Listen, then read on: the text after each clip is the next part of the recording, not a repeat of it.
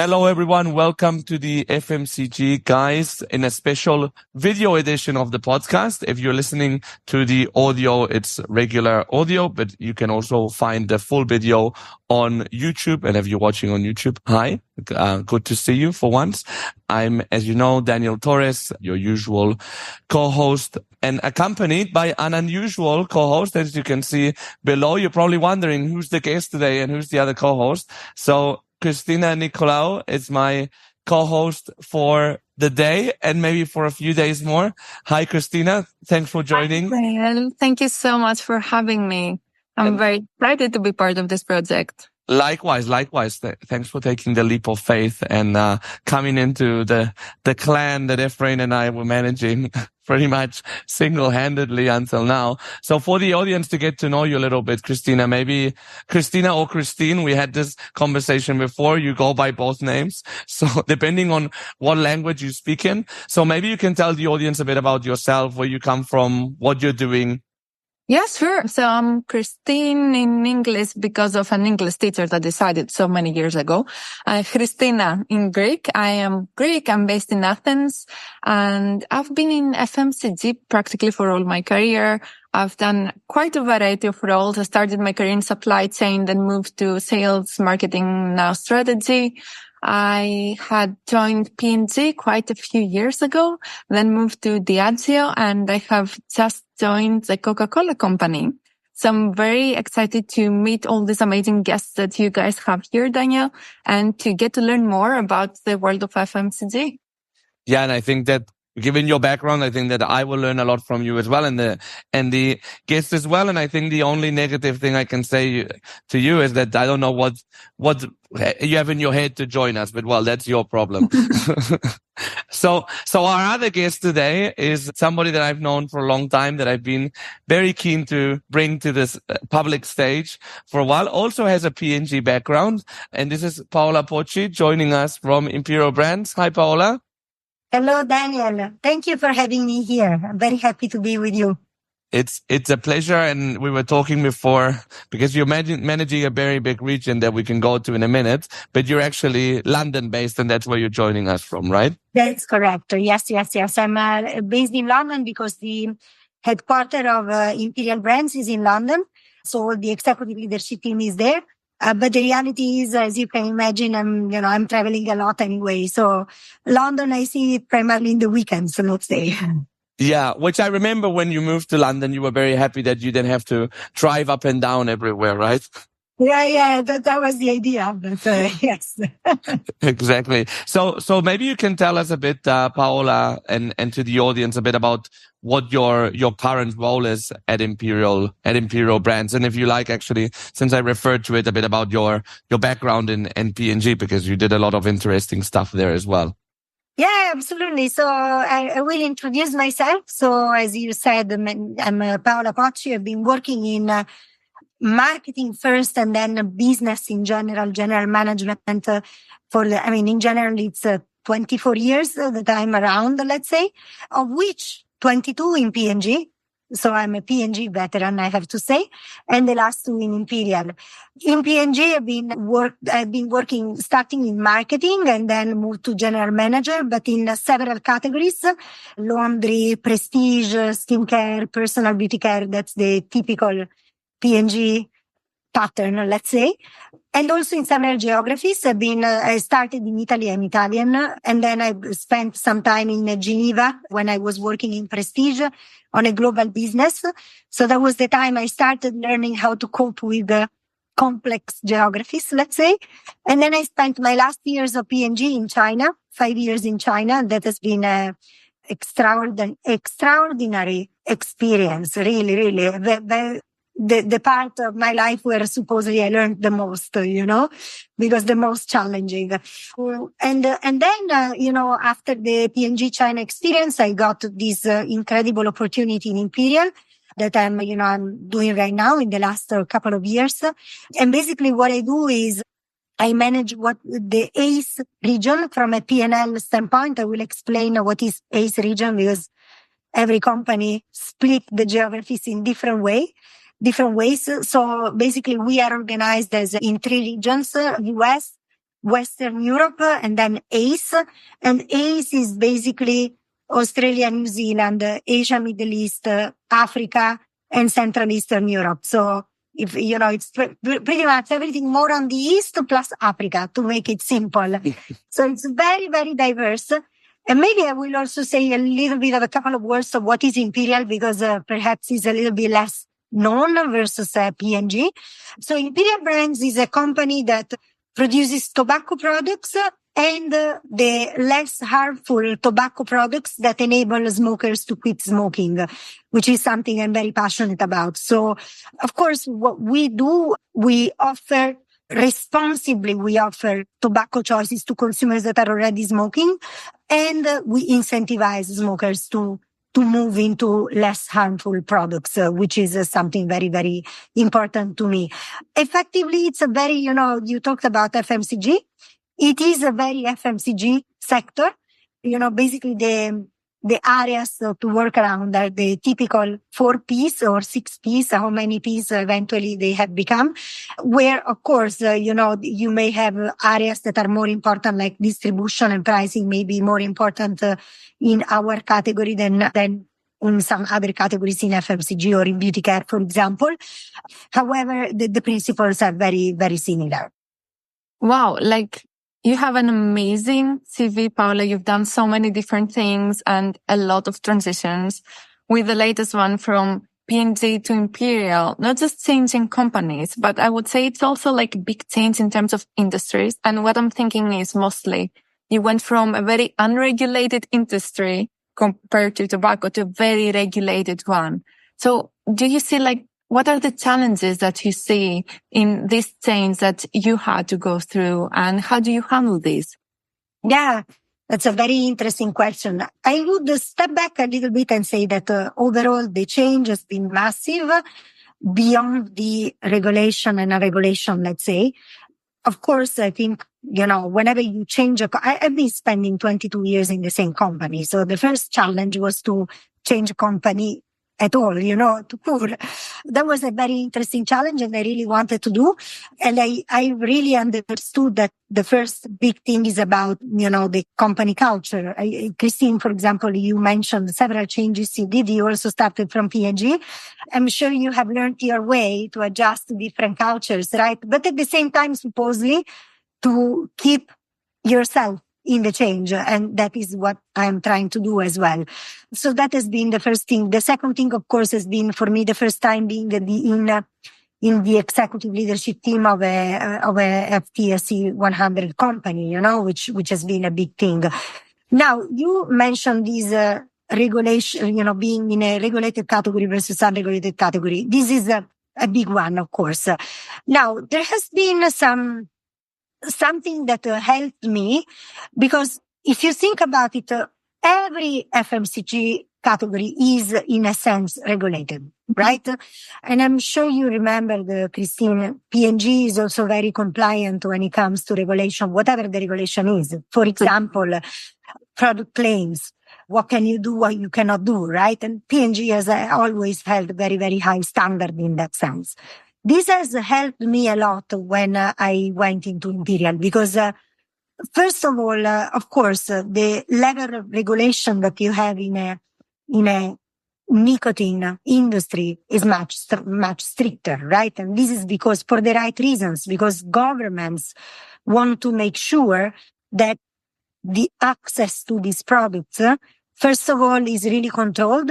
You don't have underage, and also you don't have new consumers entering into the category. So now the whole principle is there is a pool of consumers that are already smoking, and we need to serve these consumers because, in general, we are not in a prohibition environment, right? So the regulation is about making sure that the consumer pools doesn't get bigger, and especially in some areas that can be tricky, like underage and so on and so forth. And what I was very happy to see is that Imperial is very, very principle-based and very strict on being compliant, not only not to be in trouble, but out of belief, that this is really part of our mission to responsibly offer products to existing smokers as opposed to, any gray area. So the learning that I had in P&G helped me to understand that the principles are the same, and it's just about, adjusting to the regulation that is slightly different. Now, what is the difference though? Two differences, I would say, versus before. First is that the change of regulation happens much faster. So one of the things I've seen is because in general governments are very keen to protect consumer health, the pace of adjustment of regulation in order to protect citizens can be faster and faster, and normally stricter, of course. For example, the flavors. Sometimes, there are some consumers that are using flavors, and Europe is going into a much stricter regulation when it comes to flavors. And these are things that require the industry to adjust, everything in terms of, product design, supply chain, go to market, and etc., to make sure that you are compliant with the regulation from day one, of course, right? So I think this requires agility in adjustment to the regulation. I think the other thing, which is a big difference from a business model, is this thing that I was saying about, the whole point is you have an existing product consumer pool, and you absolutely need to be clear that you are not going to attract new consumers to the category product pool. To the category pool puts a completely different lens to the way you think about the business. Because, when I was in P&G, especially in China, I remember the whole game was about how do we attract new consumers to the category? How do we drive trial? How do we develop the category together with the customers? Now, this is the opposite. The categories are shrinking because there's less and less people smoking, and that's the right thing, by the way. And it's really important that none of the industry attracts new consumers to the pool. So the whole business game is about market shares in a shrinking consumer pool, and then strategic revenue management. How do you drive incremental pricing in a sustainable way in order to have a sustainable business model. So this is pretty much the shift. And the interesting thing is that it was a very interesting intellectual challenge, and giving me new business tools from a business model, and the opportunity to learn new things. What you're saying is so interesting. Like, the essence of it, which is being responsible, is something that you see that already existed. Like, you've lived in this environment through P&G with just kind of lighter regulations that are not changing as fast. While, if I understand correctly, now with this fast change of regulations, it's not something that's just impacting marketing, but you need to have a very agile full supply chain that is able to adapt to those changes that are happening. While it's also a completely different mindset. Yeah, P&G is so much focused on let's grow the category. Let's work together with our customers to attract more consumers to premiumize the category. While now it's more of like this market share game, as you said, and full RGM work on how do we do the right revenue management. That's right. I think the only thing I would say is that before entering in the category, I was a little bit question mark on what are the marketing possibilities in the category, right? Because in general, first of all, most of the markets are dark. That's what we say. Yeah. You cannot communicate. And second, you struggle I used to smoke, by the way, so I know the category, right? But it's not so easy to really make a very easy differentiation between the brands, right? In reality, what I've understood by, having now spent almost 2 years in this role is that, as I said before, the key game is, the key business game is market share and strategic revenue management. And from a market share standpoint, in an existing or shrinking product pool, you need to attract consumers that before were using other brands, right? So in a dark market, I realized that you can do marketing, let's say, but you need to do it in a very specific, very responsible way within the tools that you have. For example, one of the things that you do normally is to engage with the sellers, with the people selling at the store. And that is absolutely allowed, right? So basically we call it advocacy. So having a relationship with the people at the store is one of the key levers to explain how your products perform, what is the key point of difference versus the others. And it's very interesting that it's like, when people are blind, they develop a better ear capability. It's the same thing here. You cannot communicate with billboards or big advertising. So then what are the muscles that you create to be very compliant? So you understand that also marketing has a role to play in that sense. So you kind of find new pockets of creativity within the existing framework. Precisely. Absolutely. Within the existing and within the compliance, that is something that I really, really want to clarify. Now, the new generation products, which is the world of, the e-cigarettes, to make it simple. This is slightly different because it's still, the regulation is less strict because there is a recognition about the fact that this is a very good way to quit smoking as an interim step. So there is a little bit of more space to communicate, depending, by the way, on the different markets. So this is an area where we do a little bit more in that sense, but always in the spirit of, talking to existing smokers. So how the existing smokers can actively go to do these new generation products that are less harmful. Yeah, it's interesting, the advocacy marketing. It works actually quite similar in pharma, for example. Yeah. So it's an interesting parallelism there. A big thing, like when you change companies, especially when you come from such a big company, but more than big company, actually a strong culture like P&G, is moving the culture shift into another company. And there's one thing about P&G that I think is very special about it, which is that, virtually everyone in the senior levels or in the whole organization is like homegrown. So you're an example, right? Finish university, join P&G, then grow from within. And that's where the talent pool from P&G comes from. And now you're at Imperial Brands, which is, I'm sure there's people that have grown from within, but I think that the vast majority, especially at the senior levels, are external hires. How are you perceiving this cultural difference, but especially related to this aspect? That was one of the big challenges, to be very honest with you. I think so let me start with the culture change. The cultural change was definitely there, right? And there was several aspects that were, identifying or visualizing this cultural difference. And one of the things that I realized is also, a European company versus an American company has also some aspects in there, which honestly I didn't imagine. But there's, there's a lot about relationship in a European company that I've understood. The building really a trusted relationship is very important, as opposed to having transactional kind of relationship, which would be less productive.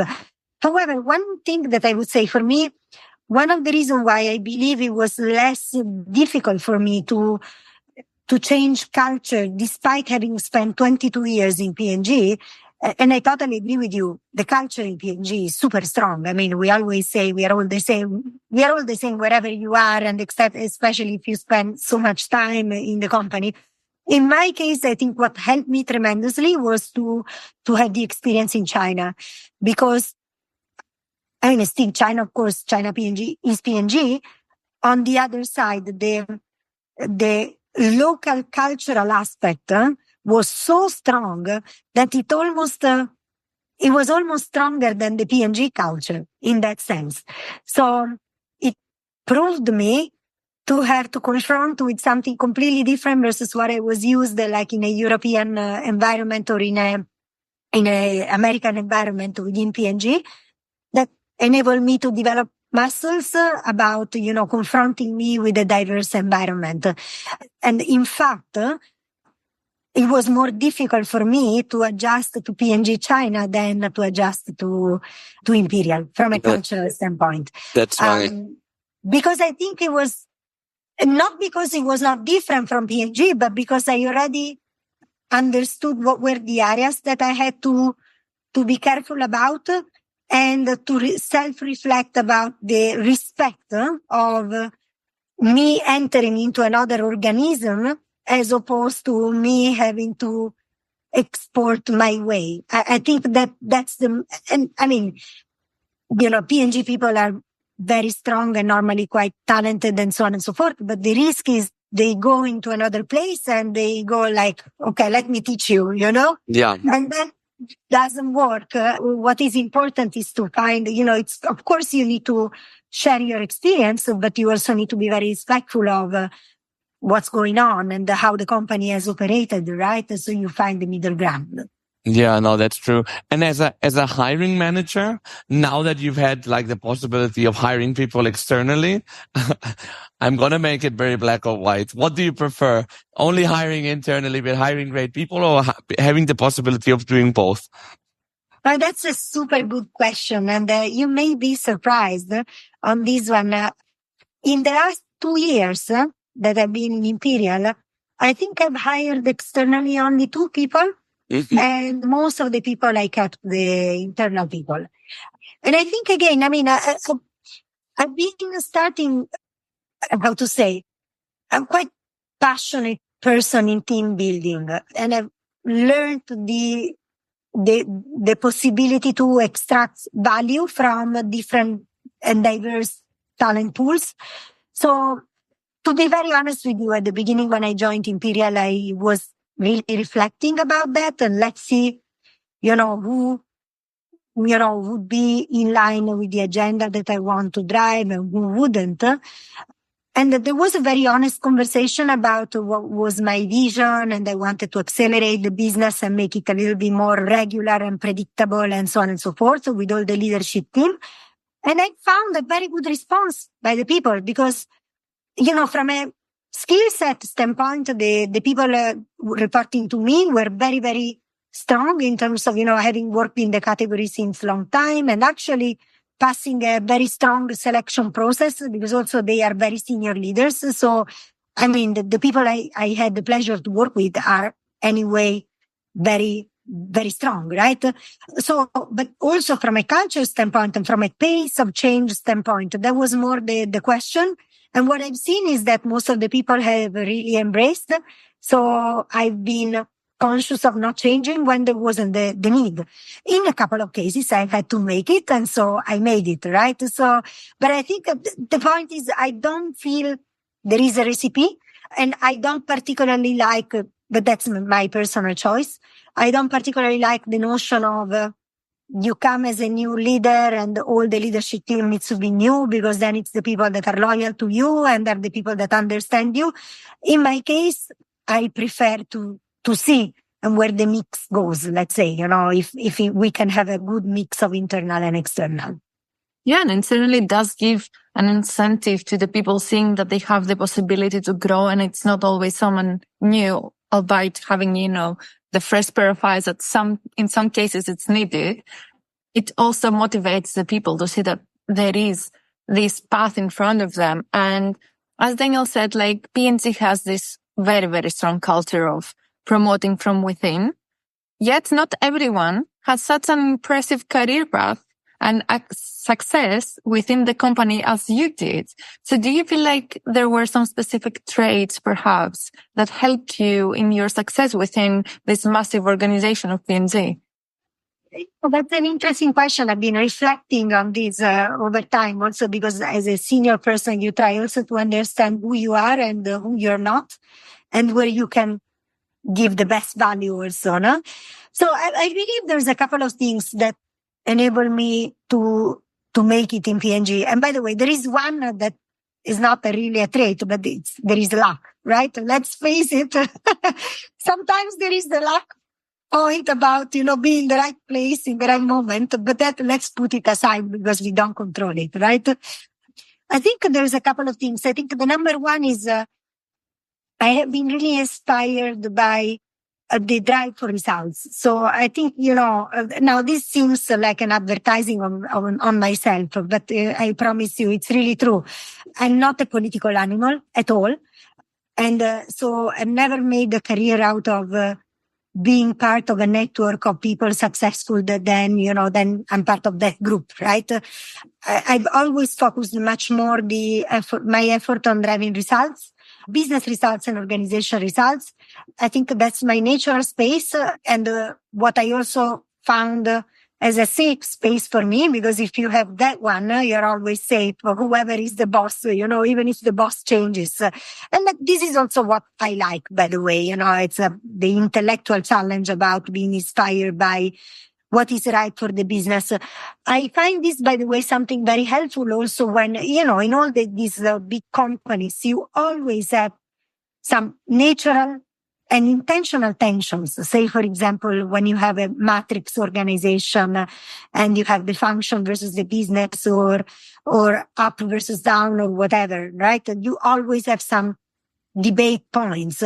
And what I found easy is when I'm always inspired by what I believe is right for the business and what consumer wants, then all the conversations in this tension moment are very simple because it's never about your personal agenda. It's never about what I want versus what you want, and it's my territory versus your territory. This releases, the tension and puts the dialogue in a much relaxed way. I think the other part that I believe enabled me to get to where I am now is a good combination of strategy and operation. What I normally do when I take an assignment or whatever assignment is, I do it a little bit by the book, the first 90 days or 100 days to really reflect on what I want the agenda to be. My agenda, my vision, let's say, because I think it's very important to have a North Star. Where do you want to go? What's the legacy you want to have? And then this will change over time, can change, but at least you have an hypothesis, right? Which also help you to drive the organization to a certain direction. As opposed, we talk about my region is quite complex, right? If you don't have a very clear vision, a very clear framework or strategy, you can get lost and the organization can get lost and everyone can go into a different direction. So this is not going to work. However, I also believe that what is super important is to complement this strategy with being an operational machine. And I think this I'm quite good at. Whenever there is something that, with the leadership team we decide to do, my immediate next question is, okay, how do we bring it to life? What's going to be the drumbeat? What's going to be the drumbeat of meeting? When are we going to make the decision? Who presents it? Who gets the approval? What do we do month 1, month 2, month 3, month 4, and et cetera, et cetera. And I think sometimes this is a little bit underestimated by senior management. It's almost like, oh, the senior management does the beautiful strategy and then somebody else will take care of bringing it to life. I take a lot of pride in this, honestly, because then it's where you start seeing the results coming. And I mean, very humbly, I can say that, for example, in this region, in 2 years, we have started seeing the results being, already quite accelerated by that. Clear strategy, disciplined operation, you see the results. It's quite simple. I don't think we are creating the nuclear bomb, right? Sounds easy like this. You have an easy job at the end. I think sometimes we overcomplicate. So, to tell you the truth, to me, this sounds very inspiring and motivating because you hear many times people feeling like they cannot progress and they say that it's because, for example, they lack the political aspect of the workplace. And when we hear such a senior leader as yourself saying like, this is about the essence of the business and how you go about having clear strategies, taking care of the discipline in operations and keeping it simple in the conversations and focused, it feels like very motivating to me that it's not just about this navigating the political environment. There is another way. I believe so. I really believe so. And I believe this is more and more the case also because I mean, now all the big companies are having a very, important, they are having important statements about diversity, equity, and inclusion. And in my opinion, diversity, equity, and inclusion is not only about gender diversity or minorities or these kind of things, but it's also about, enabling different leadership styles across the board. And that is why, at least in my experience, when you have an impact on the business and you have a positive impact to the organization, and in a context where companies are really embracing this notion of diversity, I believe that the world is much more open to different profiles than it used to be before. Yeah, I think it's the probably only way to go also, like in a more globalized world. I think it's necessary to like reflect your audience, and secondly also to reflect, just for like diversity of thought. It's just better, and also to attract talent at the end. It's like, I think that people will demand a diverse environment because it will just make their job more interesting ultimately. Absolutely. And also I believe to provide role models to different talents. I am a strong believer about about the notion that diversity provides a better context for the business. Yeah. In several aspects. First of all, because this provides a better psychological safety to a broader audience. And I believe, especially in the lower level, by definition, you have a more diverse pool. And providing role models to a more diverse audience it almost becomes a self-fulfilling prophecy of creating the psychological safety and the inspiration to more people versus the dominant group. The second part is to your point, Daniel. I think the world has become so complex right now that we must talk to more complex audiences.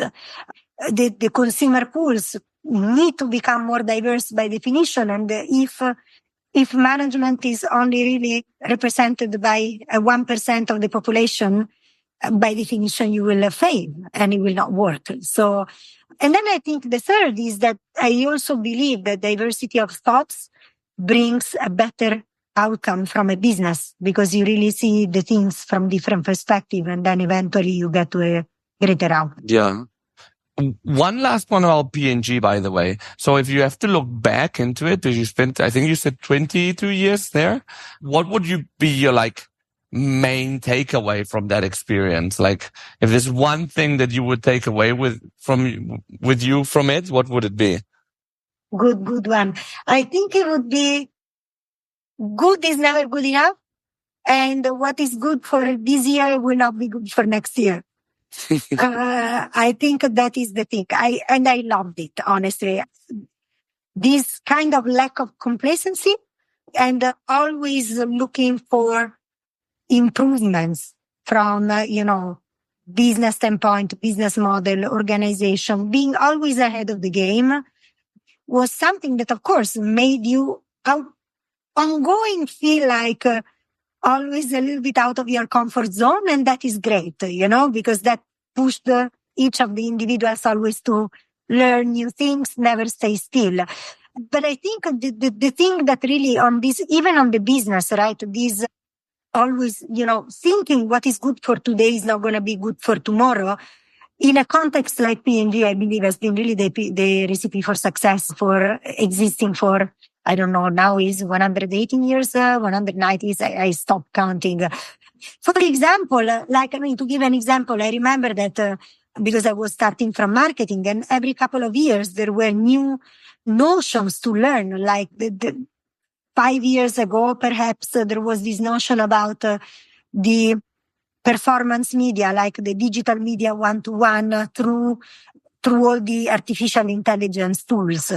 And most likely, this wouldn't have been necessary at that time, because still most of the business model was about social media, normal social media. But the notion is what's going to come in 3 years? What is the muscle that the company and it's in this year that that's become mainstream, right? So exactly. So I think that was really fantastic and enabled the company to always be ready, let's say. Yeah. This is a company that's kind of like in love with the future consumer and thinking like, what's the next question I need to be answering now? And that's kind of what's driving all this progress and even like the disruption where needed and seeing the opportunities because everything is an opportunity there. Exactly. I think that the whole point is the disruption is an opportunity. And I have to say that this notion, consciously or unconsciously, I brought it with me. And for example, of course, these couple of years in Imperial, like all the companies, so it's not an Imperial, have been impacted by some challenges like the inflation, supply chain disruption, cost of goods in growth, and so on and so forth. But what I brought with me from P&G was always to look at the solution approach. Fine, it is what it is. Everyone is impacted by that. What do we do about that? How do we take the problem in a different way? And I think this is a very good angle to keep in your toolbox, let's say. Absolutely. And that's why usually P&G alumni kind of like connect easier when they find themselves outside because they have these mindsets, right? Yeah. I would like to go back to the previous conversation a bit because I think it's super interesting about diversity, equity, and inclusion as now you are in like senior leadership. And there is this research that's being published by Lean In Organization and McKinsey.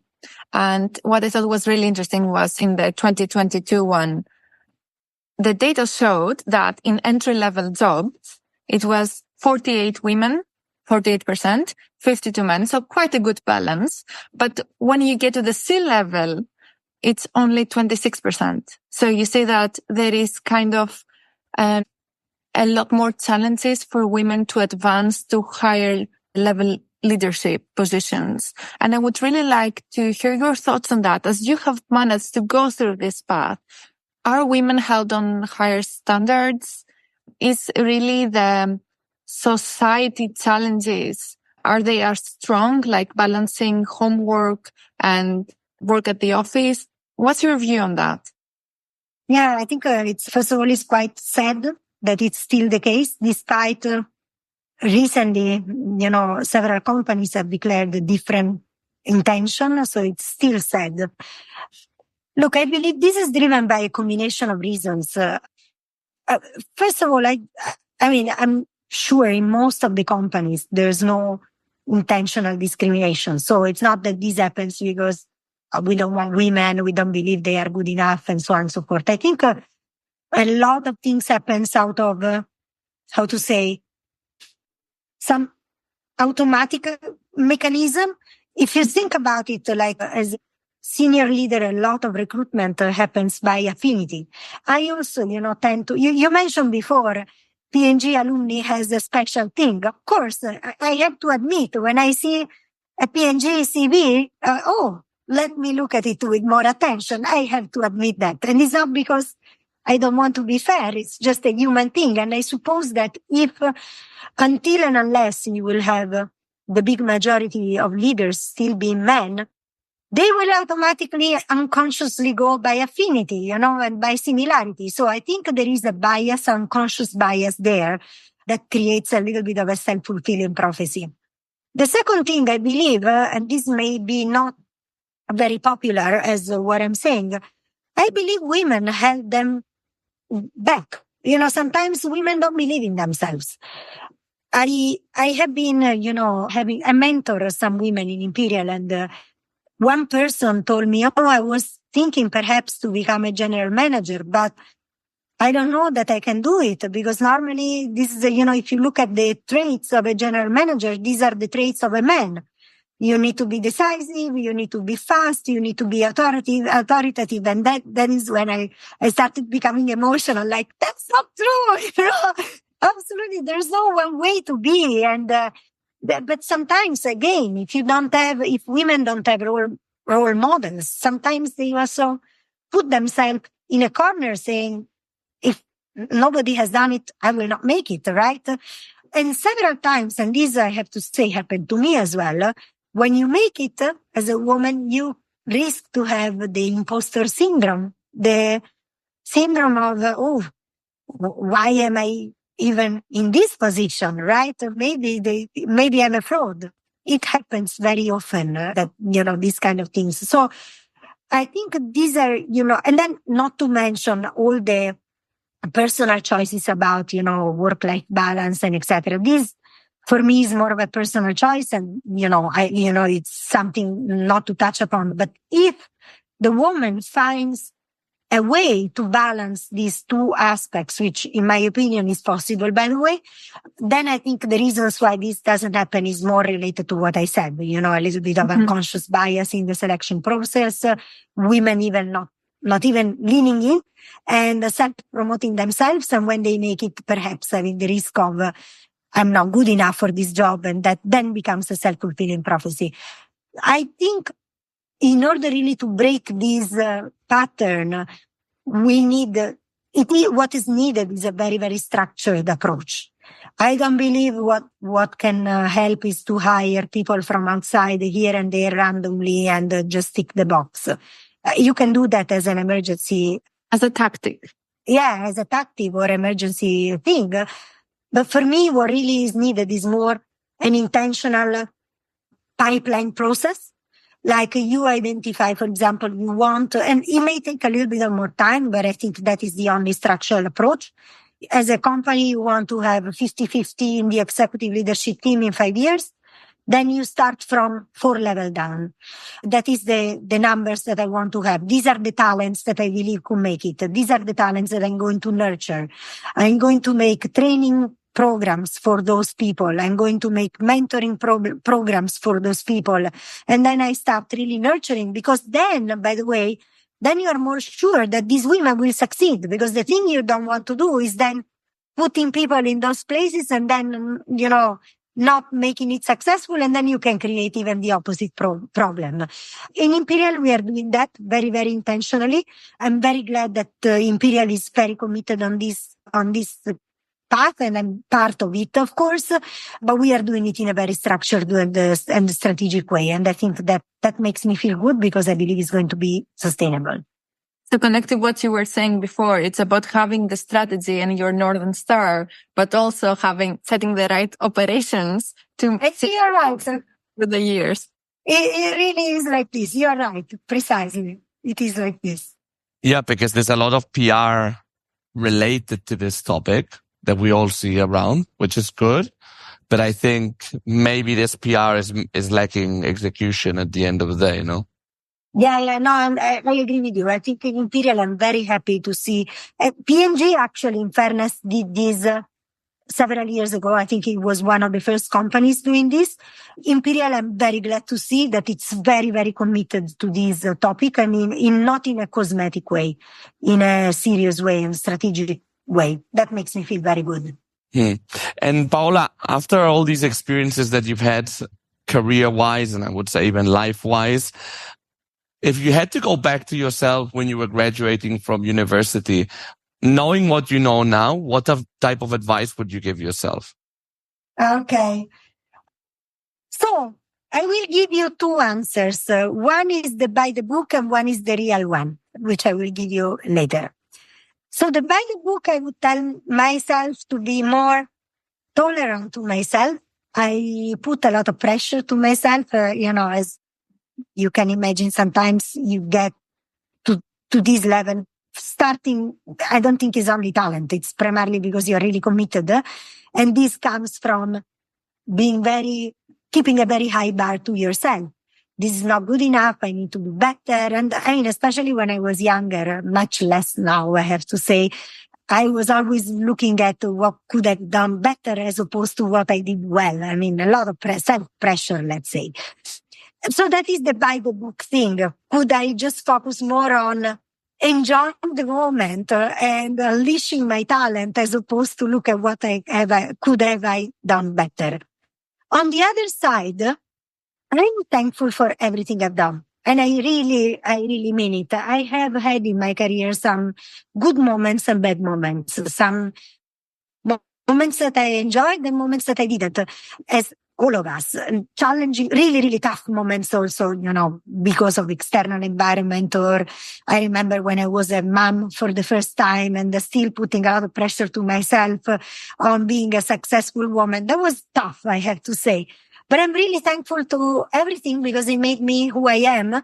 And not only professionally, but also personally. I mean, I'm a very fulfilled mom, very happy mother. We didn't talk about that, of course, because this is not the topic, but my personal life has a very important role in my whole life. So at the end of the day, I started becoming tolerant to myself, even in what I didn't do well in the past. So at least I'm starting to apply my learning in my everyday. So that's, my takeout, let's say. Yeah, no, I think these are good points as well, because you reminded me of a conversation that I had also for the podcast with Christine May, he's been in executive teams and now is a board member, that she's also had kids on the way. And then she was never like, I didn't prioritize my personal life. I just made choices and they brought me somewhere, no? So, exactly. And I think you must be at ease with the choices you made. Otherwise, it's going to be tough. As a middle-aged woman, I don't want to have any regrets. So. Yeah.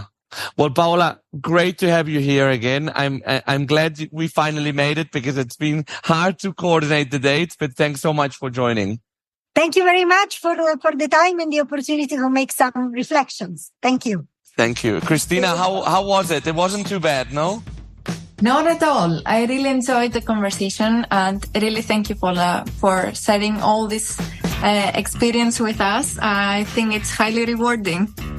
Thank you. Thank you, Christine. And really good to see you. Well, thanks to all our audience as well for listening or watching in this occasion us once more. And we'll see you in the next episode of the FMCG Guys. Have a great day.